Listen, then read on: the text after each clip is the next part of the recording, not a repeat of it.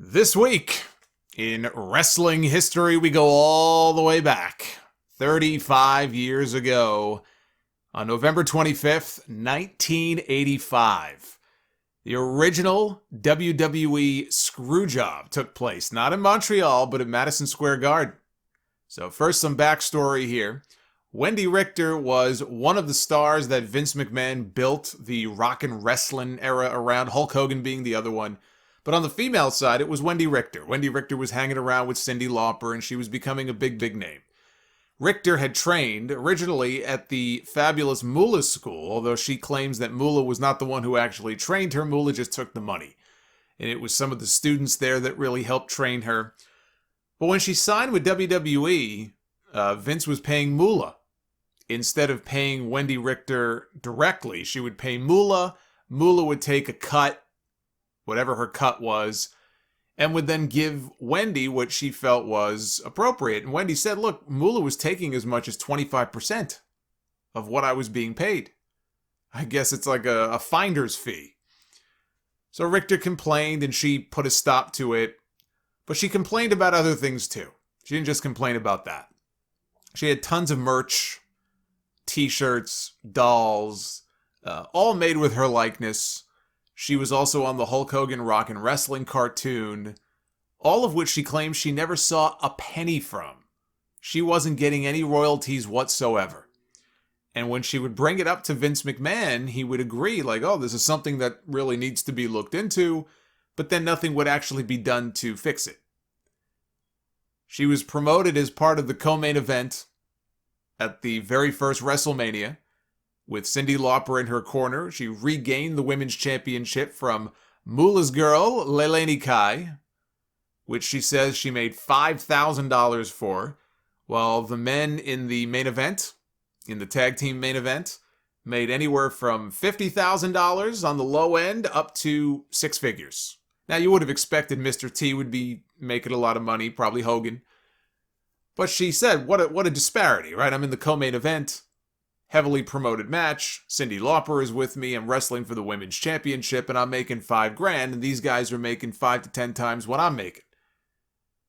And she continued to be vocal about it right up until this night in the Garden, which would prove to be her downfall. So she was scheduled to wrestle the Spider that night. And she knew who the real Spider was, in fact, because that person was there in the building that night. They were in the back, but so was Moolah. And she thought it was kind of odd because Moolah was never in the back at these shows unless she was actually working, unless she was wrestling on these shows, and Moolah was not scheduled on the card that night. And when they went to the ring, she claimed, now this is what Richter now claims, she goes that she knew it was Moolah, just based on the way that she was wrestling. Now, when I hear that, it's easy to say, oh, well, she only says that now because she's embarrassed. She's embarrassed that she got caught. She didn't realize it was Moolah in the costume. But I believe her 100%. How could she not know? Of course she knew. She wrestled Moolah before. How could she not tell? I mean, even midway through the match, you have fans in the audience chanting Moolah at this woman. So she was being extra careful when she was in the ring with the Spider. But when the Spider rolled her up and Richter kicked out at 1, the referee kept counting until he hit 3. Even Gorilla Monsoon and Jesse Ventura on commentary, they were completely confused by what had just happened. Richter realizes at this point that she's been screwed. She gets up, she goes over to the Spider. She rips the mask off her head, revealing it to be the fabulous Moolah. And every shot that Wendy lays in on her, because she's still throwing shots. I don't know if they're probably work shots, but they're stiff.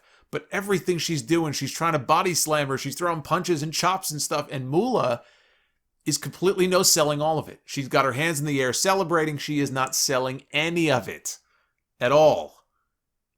And it's just a very bizarre thing to go back and watch.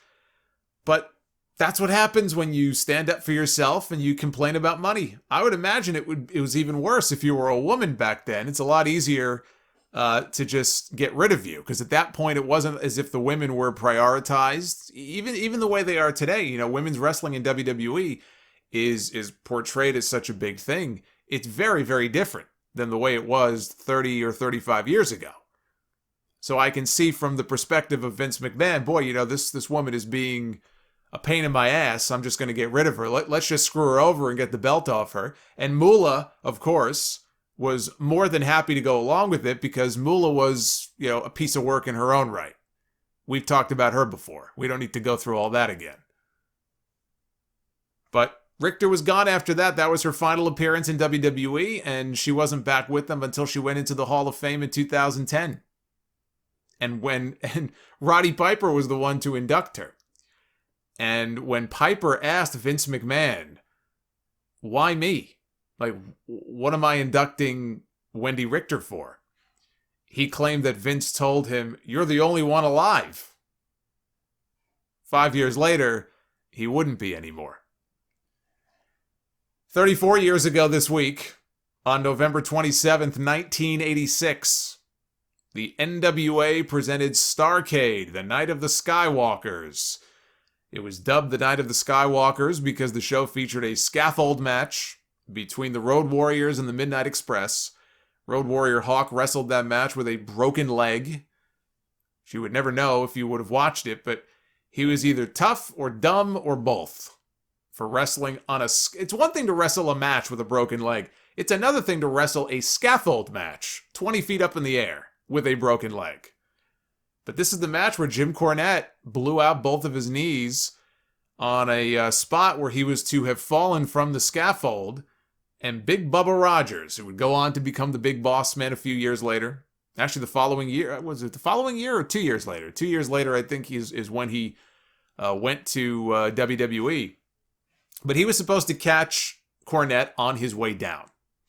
Instead, here's Jim Cornette hanging from the scaffold, swaying back and forth, and when he let go, Bubba, in fact, did not catch him. And Cornette landed with his legs fully extended, and he's lucky they didn't snap in half, like that poor guy in the viral video that was going around a few weeks ago, who snapped both of his legs in half.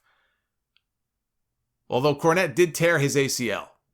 He only had one knee, he had the one knee that was hurt, instead of having surgery for it. I mean, ACL tear is a serious injury, I guess, depending on how severe the tear is.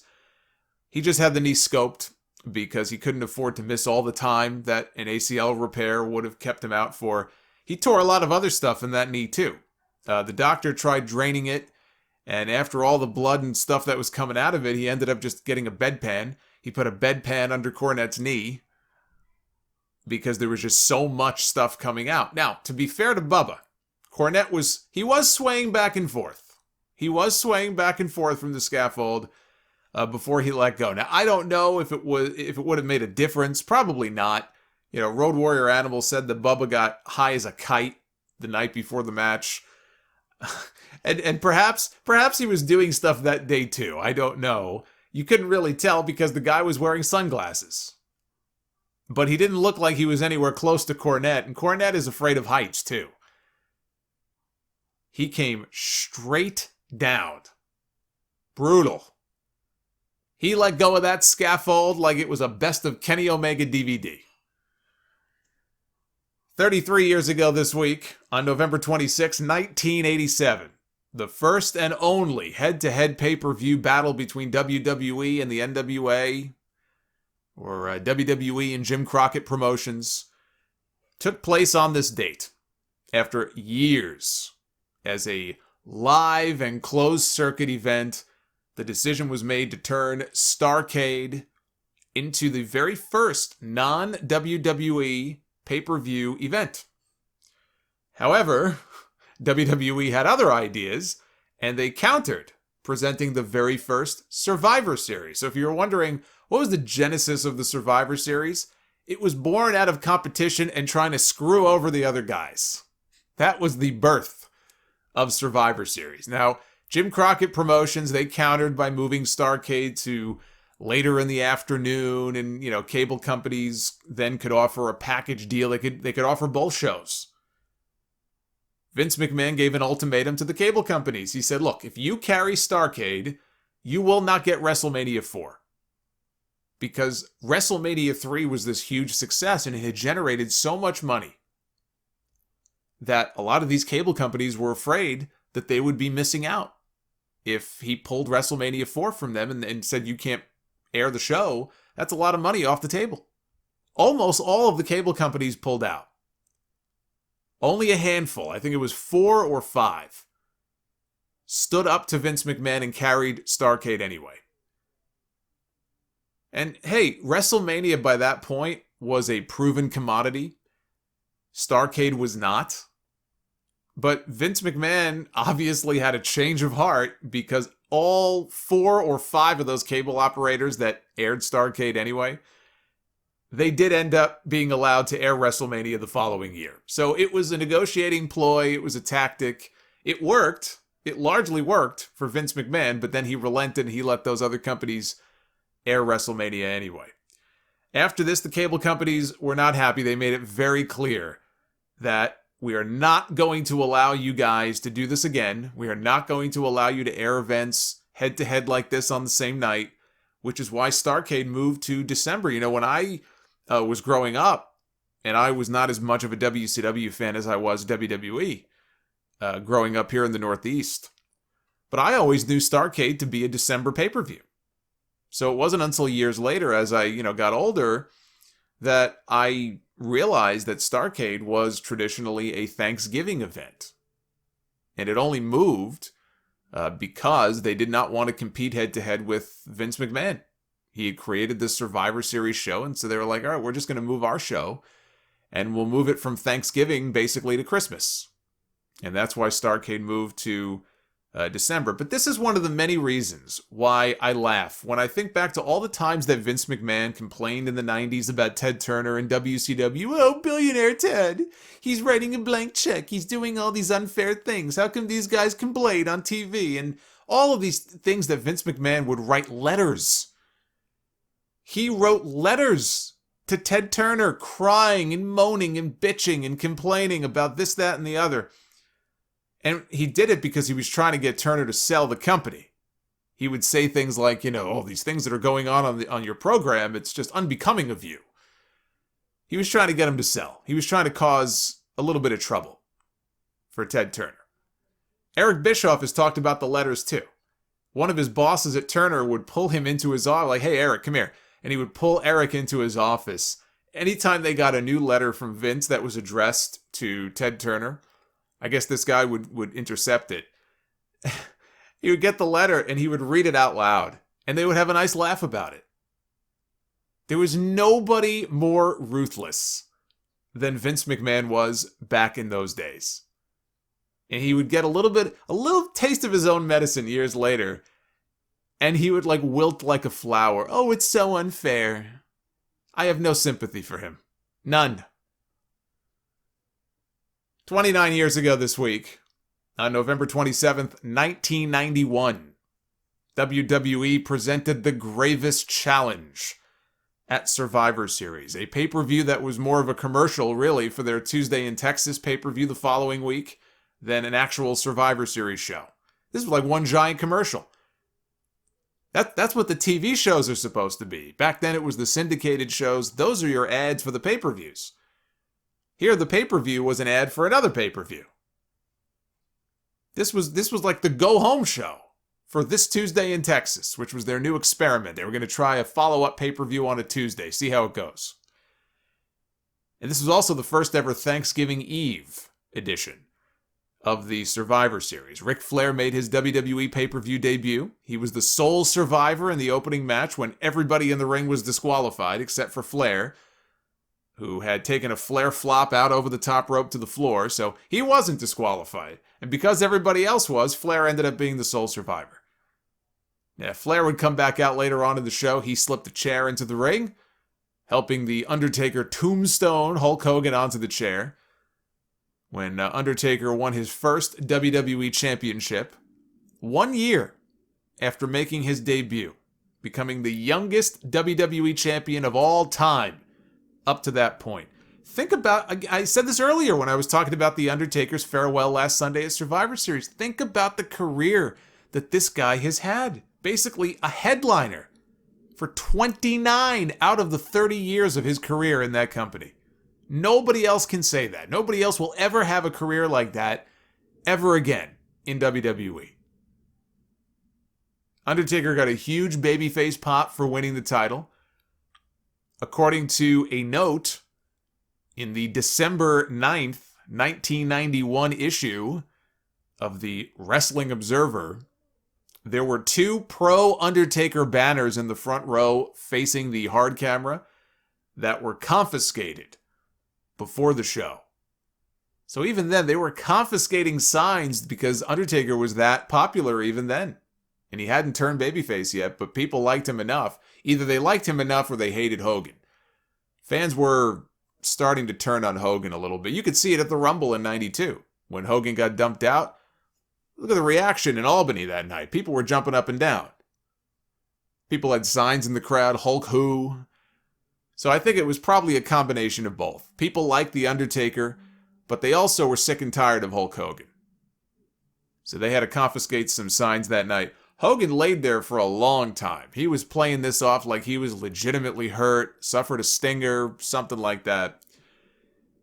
When he got to the back, he collapsed on the floor in his dressing room. He was, laid out on his back. And Undertaker was, as he tells the story, Undertaker was beside himself. Undertaker at that point, I think, is 26 years old. He's still a relative newcomer in this company. He's only been there for a year. He just beat Hulk Hogan on pay-per-view to become the world champion. And he thinks he legitimately hurt this guy. Hogan is selling this in the back like, I'm really hurt, brother. And everybody is all concerned. Hogan is still the golden goose in that company at that point. He's still the biggest star they have. And it looks like now he might have a neck injury. So Undertaker he feels terrible about it. And he says Hogan came up to him, or he would pass Hogan in the hallway earlier in the day before the show. And Hogan was making it a point, watch my neck, brother, watch my neck. And anytime Hogan would walk by during the day, he would point at his neck. He would be like, hey, don't forget the neck. Looking back now, Undertaker, finds that to be very peculiar. But he couldn't understand, how did this happen? I protected this guy. I had him tight. If you go back and watch it, his head didn't even come close to hitting the mat. There's some talk about, his shoulder landed on Undertaker's knee and maybe he did jam his neck. Yeah, maybe. But it's highly unlikely. Undertaker couldn't figure it out. He goes, I did everything I had to do to protect this guy. I just don't understand how this could happen. Shane McMahon was a referee at that time on TV. And Shane was there, and Shane is standing next to The Undertaker as they're watching Hogan lay on the floor in his locker room. And even Shane goes, Mark, I saw what happened. His head didn't even come close. We all saw it. His head didn't even come close to hitting the mat. But Hogan was milking this injury for all it's worth. Undertaker heard Hogan tell somebody, go call my wife and kids. Get my wife and kids on the phone. Like he's fucking dying or something. That's always the funniest part of the story. I didn't even know that part of the story until Undertaker told it probably a couple months ago. He was doing all the interviews for his documentary when it came out. Might have been ESPN or something, but he told this story. I was in tears when he told that. Because I'm just picturing this in my head. Hogan brother, call Linda and the kids. make sure you get him on the phone. I got to talk to him one last time, brother. Anyway, it wasn't until the next show. Might have been a few days later. Undertaker gets to the building and he watches it back. They have a tape of the show. They're in the back, probably on some little TV. And he's able to actually watch it back. And then he realizes, in fact, Hogan's head did not come anywhere close to hitting the mat. Now he's angry. Now he's really upset. And he's waiting for Hogan to get to the... Because Hogan was back on the road 3 days later. Hogan did spend time in the hospital that night, but he was back working just fine a few days later. He was fine. And he confronted Hogan about it. And I don't remember exactly what he said Hogan's exact words were. But there's a reason why, Undertaker says, there's a reason why he's very cautious around Hulk Hogan. He's always been, even when Hogan came back to the company and they worked together, he's respectful of him. He respects everything that he did in the business, but he's always been very, I don't want to say distrustful necessarily, maybe distrustful, but he's always been very cautious around Hogan and taking things he says at face value because of what happened at the Survivor Series back in 91. Either Hogan made it all up or he greatly over-exaggerated his injury that night. And the point is, that could have been a career killer for somebody like The Undertaker, who was the young kid brand new in the company, getting the big push, even though he was just a transitional champion. Well, not really. I mean, he dropped the belt back to the same guy. But even still, that could have been a career killer if it was anybody else. He lucked out. Everything worked out for him, but if that was somebody else in that spot, that could have been the end of their career. Because Vince McMahon could have looked at that and go, how could this guy be trusted? We put him in a big spot and he hurt Hogan. And he never forgot that. Youngest champion of all time. He had a good reason to be hot about that. But they only did the title change to promote a rematch with Undertaker and Hogan for the Tuesday in Texas show 6 days later. And yes, Hogan, as I said, he was back in the ring and he won the belt back from Undertaker and he looked perfectly fine. This was also right after the snakebite incident with Randy Savage and Jake Roberts. Sid Justice was supposed to captain a Survivor Series team against Jake's team that year. But he had torn his bicep, so he was out hurt. Savage and Roberts cut promos at the Survivor Series, but did not wrestle. They saved that for the Tuesday in Texas show. 28 years ago, on November 25th, 1992, it is once again the Survivor Series, the first to almost entirely ditch the traditional elimination concept in favor of a bunch of singles and tag team matches. And this was a very, I think tumultuous would be a good word for it, a very tumultuous time in the history of the company during this period, heading into the Survivor Series show. A lot of things happened. A lot of changes to the original card. Ric Flair, he won the WWE title back for a second time from Randy Savage at the beginning of September. And then a month later, he dropped it to Bret Hart. So all of a sudden, a month before Survivor Series, Bret Hart is the new WWF champion. British Bulldog, he won the Intercontinental title at Wembley Stadium at SummerSlam from Bret Hart. And he dropped it to Shawn Michaels on Saturday night's main event only a couple of months later. I think he dropped it in October, didn't air on TV until November. But that was a huge win for the Bulldog, only for him to just drop the belt to somebody else. Originally, it was going to be Bret Hart defending the title against Shawn Michaels, and the Bulldog was going to defend the IC title against the Mountie. And I remember that because that was the match that was advertised in my WWF magazine at the time. It was going to be Bulldog and the Mountie. Mountie, though, quit. He quit the company several weeks before the show. Bulldog then dropped the belt, and then, depending on who you believe, he either quit or he got fired. Macho Man, he was supposed to originally team with the Ultimate Warrior. It was going to be the Ultimate Maniacs. They were going to take on Ric Flair and Razor Ramon. Ultimate Warrior also either quit or got fired or knew he was going to be fired and then quit first. Again, depends on who tells the story and who you believe. But that's Bulldog gone and Warrior gone right before Survivor Series, out of the company. Finished. So then they shot this great angle on Primetime Wrestling where the Macho Man tries to recruit Mr. Perfect as his tag team partner. And Mr. Perfect was with Ric Flair. He had not wrestled in over a year. He was a heel. So this was like, whoa. Look at this. This is weird. Macho Man is trying to recruit Mr. Perfect as his partner. But Mr. Perfect accepted the invitation. And he turned babyface to do the match as Savage's tag team partner. So there was a lot going on during this time. Now, also on this show, Undertaker wrestled Kamala in the company's first ever coffin match. Big Boss Man beat Nails in a nightstick on a pole match.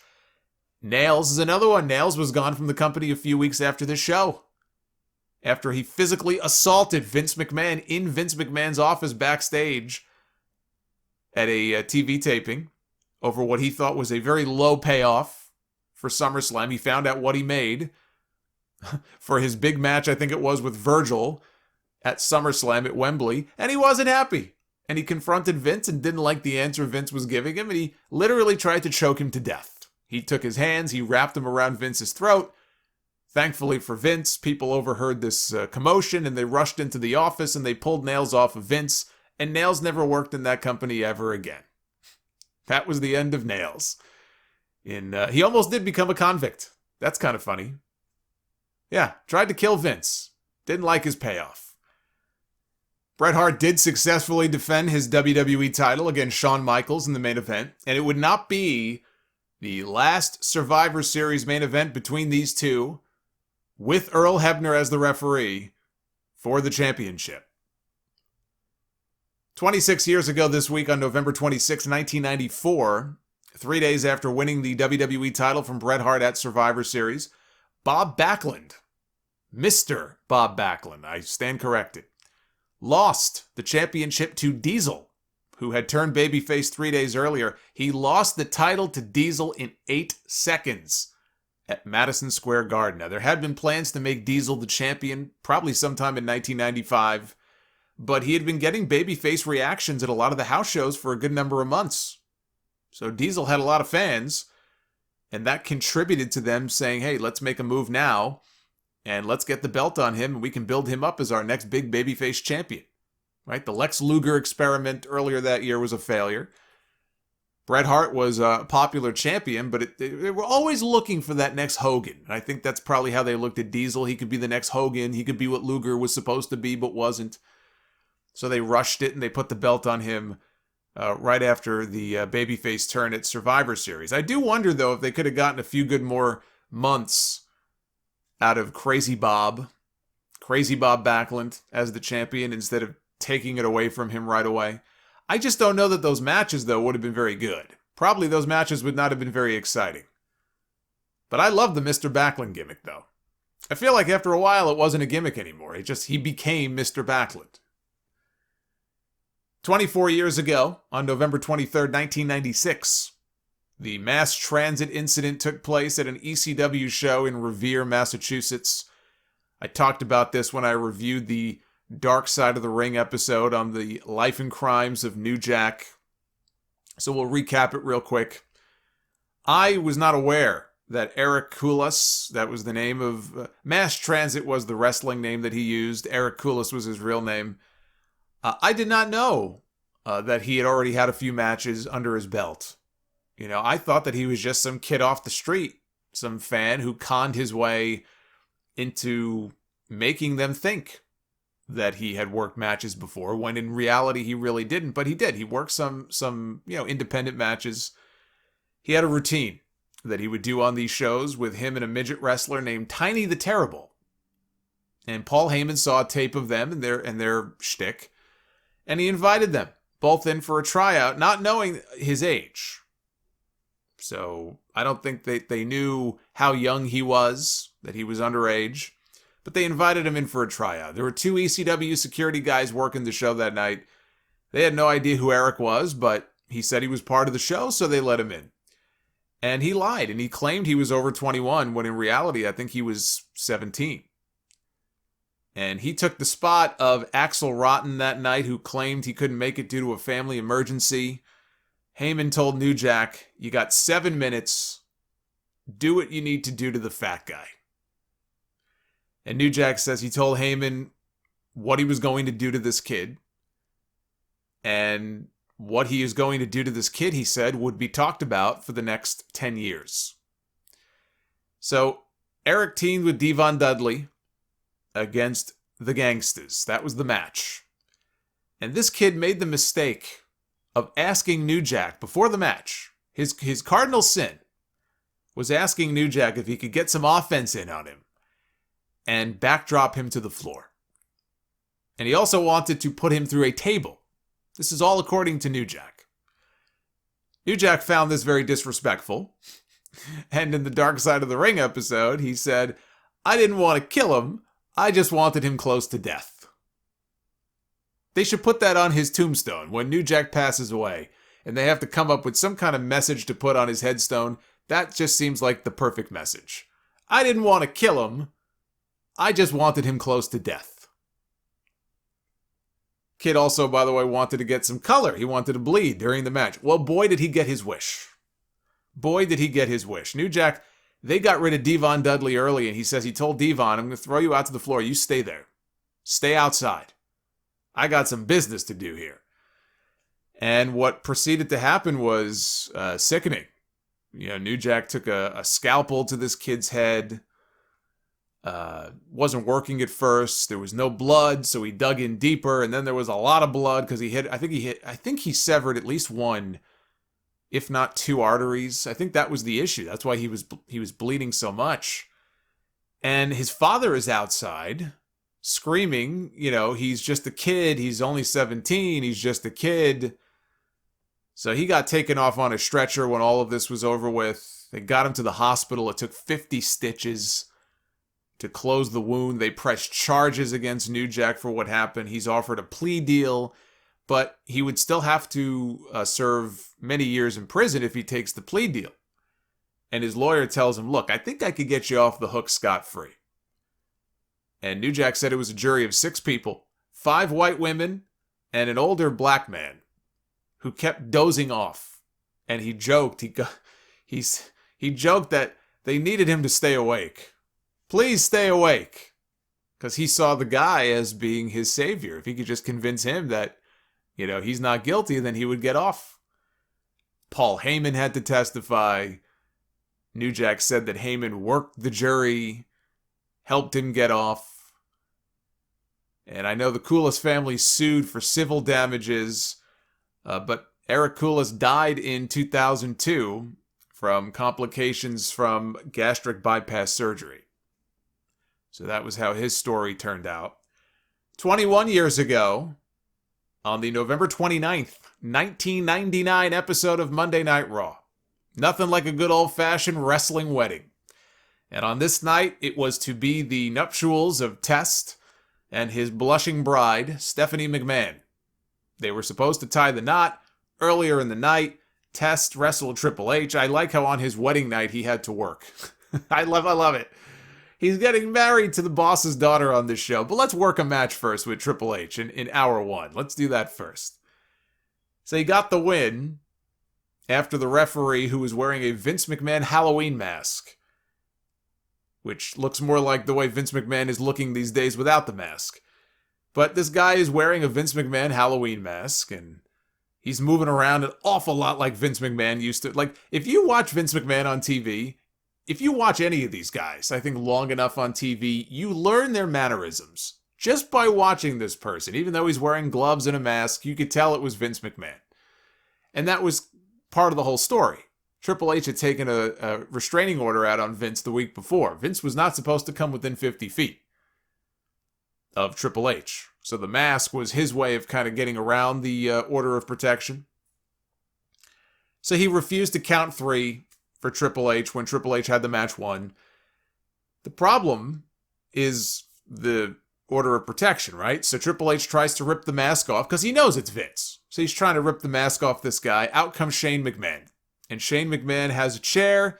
He hits Triple H with the chair. Test hits the diving elbow. He gets the win.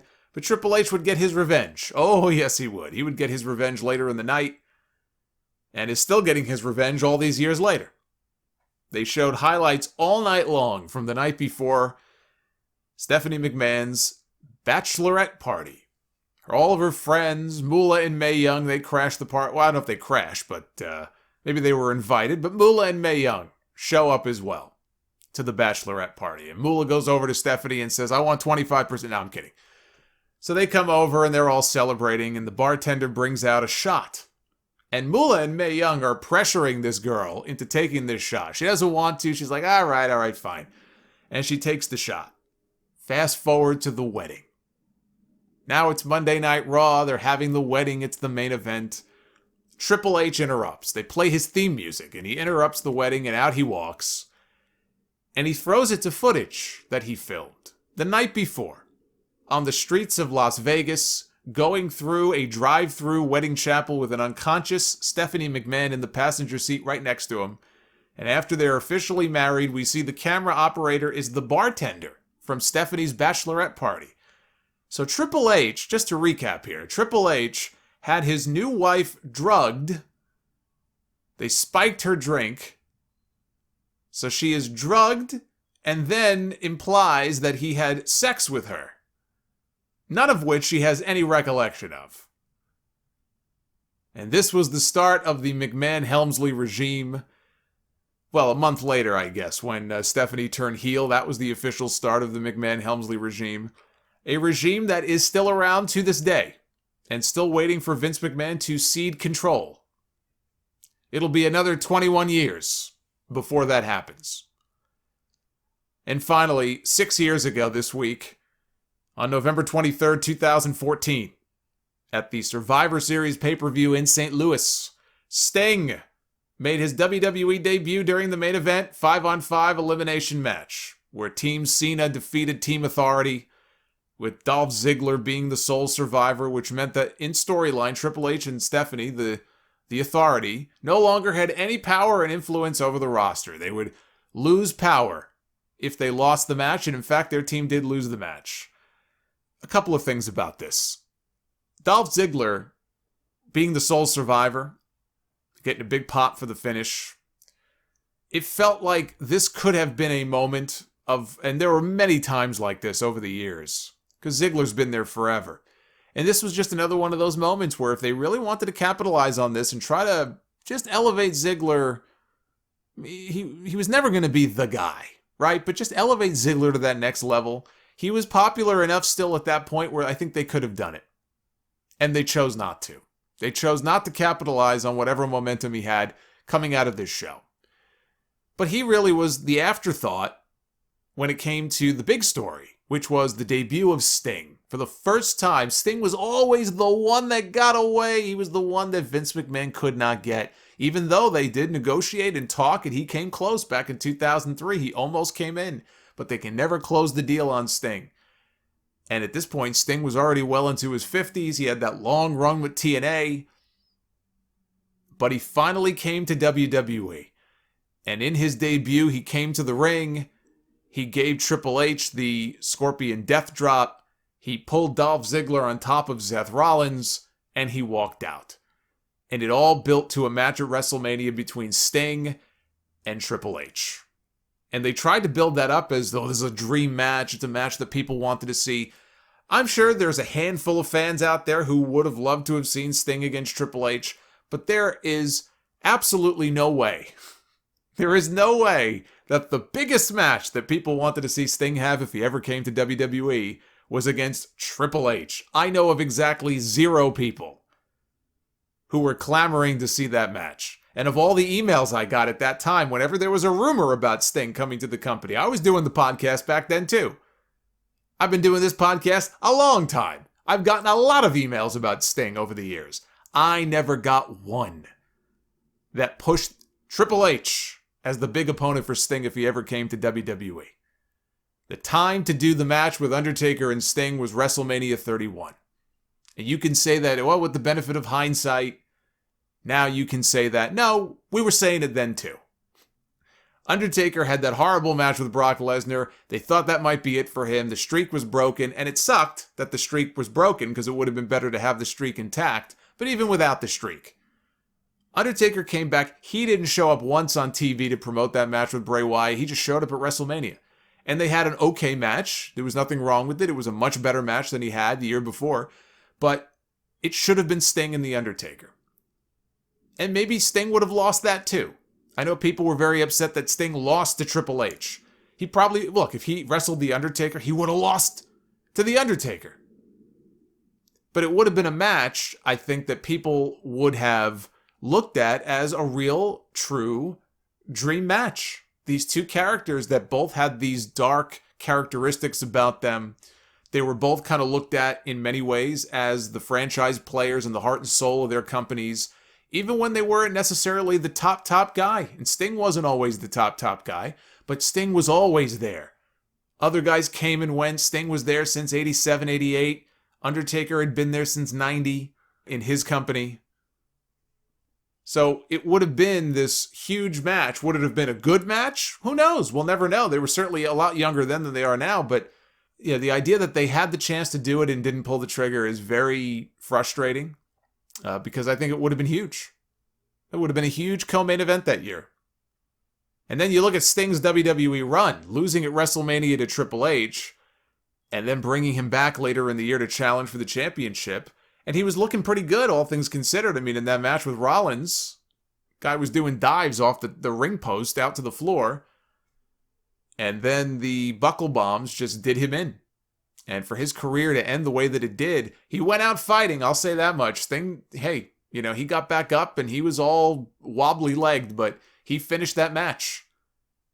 But the fact that his career had to end on an injury like that, not the way he wanted it to end, because of some stupid move that he never should have taken in the first place, it's very unfortunate to see how Sting's run in WWE ended when it could have been so much better. I mean, really, he should have come in years before he did. I know TNA gave him life in those early years, and he had some great matches with Kurt Angle and people like that, Samoa Joe, but if he had just come in even 5 years earlier, that would have been a much better time for him to make his way over, and I think we could have gotten some pretty big matches out of a Sting run in WWE.